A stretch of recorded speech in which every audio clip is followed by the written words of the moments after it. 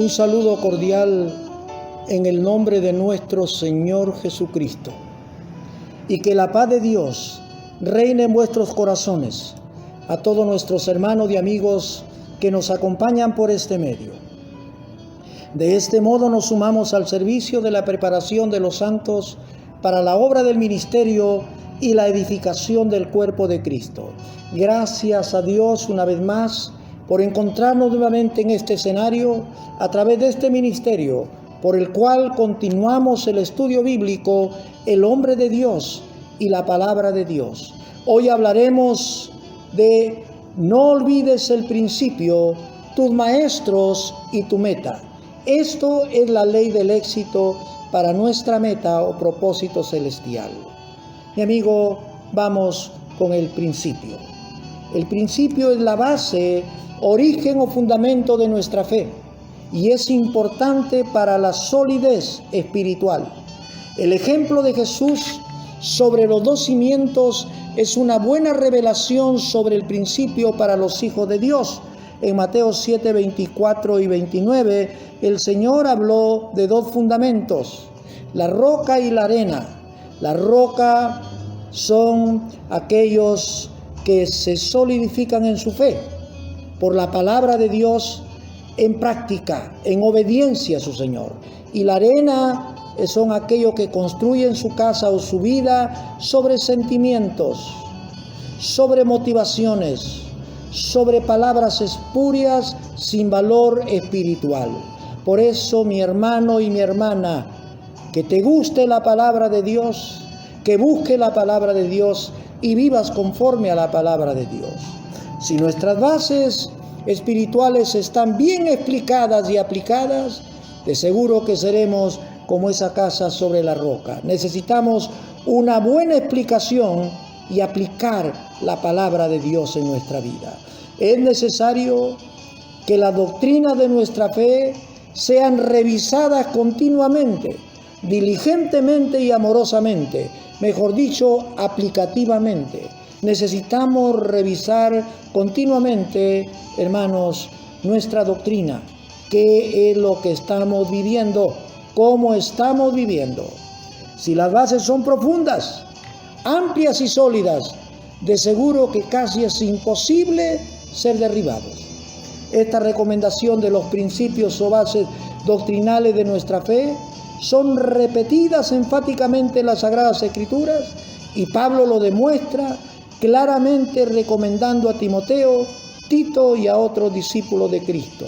Lo dice en 1 Timoteo capítulo 1, verso 3, capítulo 4, verso 6, versos 7, 15 y 16, y así sucesivamente. Hay otros pasajes en la Biblia. Mi hermano y amigo, practique lo que sabe y aprende de la palabra de Dios. Eso es tener principios y estar sobre la roca. Practique lo que aprende y sabe de la palabra de Dios. Si no es así, realmente solamente será un oidor y eso significaría edificar sobre la arena. Usted tiene que edificar sobre la roca, estudiar la palabra de Dios y ponerla en práctica.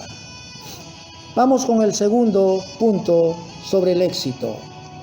Reconoce a tus maestros. Muchas veces parece que no existieran maestros en la iglesia, no porque no lo haya, sino que no se les reconoce, mejor dicho, no se les considera y se agradece a Dios por ello. Tanto es que algunos dicen solo depender de Dios para ser enseñados. Y esto interpretando erróneamente las Escrituras. Toman muchas veces textos fuera del contexto. Por ejemplo, mencionan 1 de Juan, capítulo 2, verso 27, para anclar sus caprichos. Y es algo curioso, porque lo interpretan así, que no tienen necesidad que nadie les enseñe. El texto dice que no hay necesidad porque el Espíritu Santo es el que nos enseña, pero eso no significa que usted no tiene necesidad que nadie le enseñe. ¿Por qué? Porque si usted piensa que no tiene necesidad que nadie les enseñe, ¿por qué usted desea enseñar? Y quiere ejecutar las enseñanzas para los otros. ¿Por qué? Se está contradiciendo. Mi amigo, tenemos que recibir la enseñanza de Dios y del Espíritu Santo también por otras personas, a nuestra persona. Eso es una ley de la vida que Dios ha enmarcado también en las Escrituras. Estos son realmente, estas personas que hacen esto, son los inexpertos que desvían las enseñanzas de Cristo y mancillan la sana doctrina de nuestro Salvador. La Biblia habla del Maestro de principio a fin. La Biblia fue escrita en hebreo y griego y algunos pasajes en arameo. La palabra original para Dios, Señor o Todopoderoso era Yahweh. Esta palabra hebrea que se tradujo en griego por Adonai. La palabra Adonai en sí misma no es un nombre propio ni un nombre de Dios en forma directa. Es una palabra en forma enfática de la palabra Adón, que significa piensa, el amo, maestro o el Señor. Esto viene a ser una declaración de alguien que está por encima de los demás, el que es superior, el mayor de todos. Por eso su uso más común es el Señor. También se traduce como Señor de señores y Dios de dioses. Adonai, Adonim, que es Señor de señores. Mi amigo, nuestro Señor es el amo o maestro supremo. Él es el jefe, el Señor sobre todos los poderes y las autoridades que existen en el universo. Adonai es maestro y se aplica a Dios y al hombre, pero cuando se refiere al hombre se escribe con minúscula, inferior. Adonai también significa esposo maestro, y Cristo es ambos, maestro y esposo. Jesús dijo: vosotros me llamáis maestro y Señor, y decid bien, porque lo sois. Jesús es el maestro de maestros, el maestro por excelencia. Maestro es una persona que enseña. Es una obra de gran mérito, mi querido hermano y hermana. El principio de la inteligencia, conocimiento y sabiduría proviene de Dios. Él dio origen a la enseñanza y como tal preparó y prepara a sus hombres para transmitir sus enseñanzas. Estos son sus maestros, maestros de Dios, maestro para su iglesia, maestro para el pueblo de Dios. Moisés fue enseñado por Dios para enseñar la palabra de Dios a los padres israelitas y estos a la vez a sus hijos y así sucesivamente. Y esto debería ser en todo tiempo y en todo lugar. Pablo, hablando sobre los dones en la iglesia de Cristo, dice: ¿son todos maestros? ¿Qué significaría eso? Que no son todos, algunos, pero todos deben aprender. Efesios capítulo 4, verso 11 dice: y él mismo constituyó a otros pastores y maestros. El apóstol Pablo también dijo que fue constituido maestro de los gentiles en fe y en verdad. Mi amigo y hermano, los maestros de Dios solo dicen lo que Dios dice o les encarga. Es el Espíritu Santo quien les enseña y los guía. ¿Recuerdan de Pablo?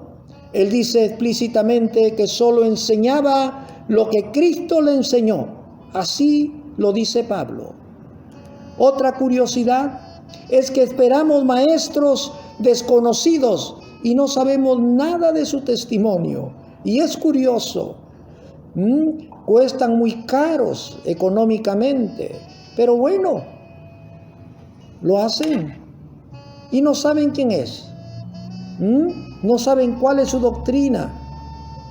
Sin embargo, Pablo nos da una luz para que podamos aprender de aquellos que conocemos su testimonio, los mismos que deben ser reconocidos. Está en 2 Timoteo capítulo 3, verso 14.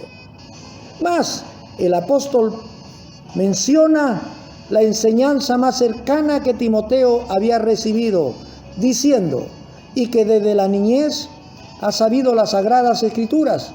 Esto sin duda se refería primeramente a su abuela Loida y a su madre Eunice. Así como Pablo redunda en decir que Timoteo fue su discípulo y él su maestro.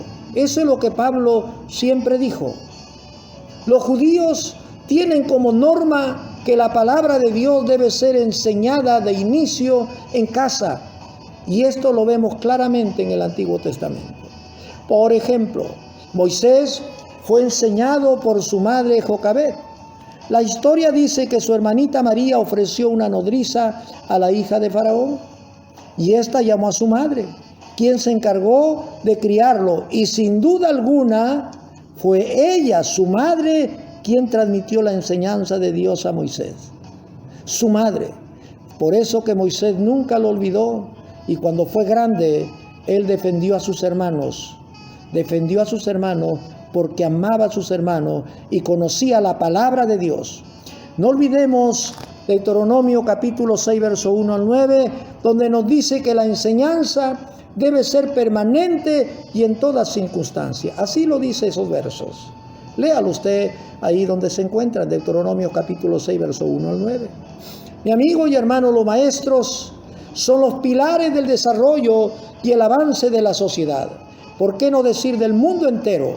Y dentro del Evangelio o el sistema bíblico son tan importantes que la Biblia revela desde sus inicios hasta el fin que Dios, en sus tres personas de Padre, Hijo y Espíritu Santo, es maestro de maestros. Y sobre esto sus siervos, los maestros, son elementos de mucha importancia para la solidez y el desarrollo espiritual de los miembros del cuerpo de Cristo. Es necesario reconocer a nuestros maestros, aquellos que fueron ejemplo, viviendo y enseñando la doctrina de Cristo. Reconocer también es lo que dice Hebreos capítulo 13, verso 7. El verso dice: tengan en cuenta sus líderes que les enseñaron el mensaje de Dios. Piensen cuál fue el resultado de su buena manera de vivir e imiten su fe. ¡Qué interesante! Miren lo que compromete a un líder o a un siervo de Dios. ¿Cuál fue el resultado de su buena manera o su conducta de vivir? Hay que imitar la buena conducta, hay que imitar la buena fe. Entonces, ser líder, hoy más que nunca, que es una palabra realmente que se usa a montones, tiene una gran responsabilidad.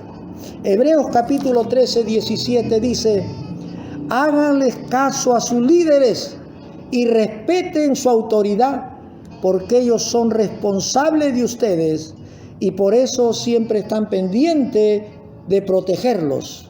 Háganles caso para que ellos realicen su trabajo con alegría y de buena gana. Ustedes no sacan nada con hacerle la vida difícil a ellos. Mi hermano, háganle caso a sus líderes, respeten su autoridad, pero ellos tienen una gran responsabilidad, la responsabilidad de protegerlos, y una de las protecciones es enseñándoles bien la palabra de Dios y dándoles buen ejemplo. Así es que el líder es una persona con gran responsabilidad.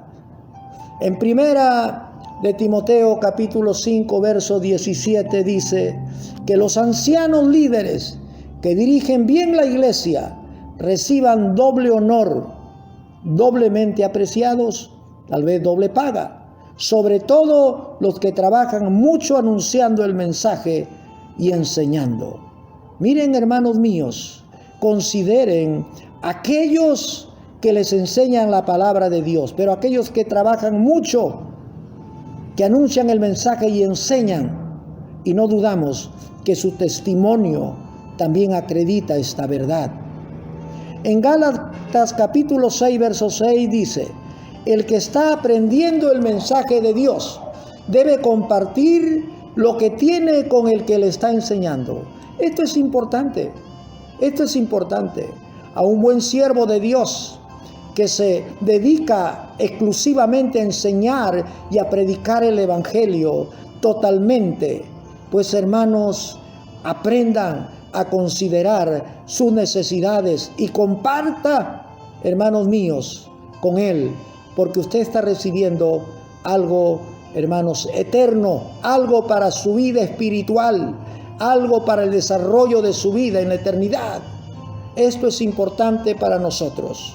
Mi querido consiervo, hermano y amigo, no olvide a sus maestros, reconózcalos y hónrelos, que así también estará honrando a Dios, el maestro de maestros, el maestro por excelencia. Sus maestros son importantes y deben ser considerados en su vida. Vamos a ir al número 3. Alcanza o logra tu meta. Eso es el fin. Para lograr nuestro éxito tenemos que realmente perseverar y alcanzar o lograr nuestra meta. Llegar al fin. Hemos dicho que el apóstol estaba hecho para lograr el propósito eterno, que es el propósito de Cristo.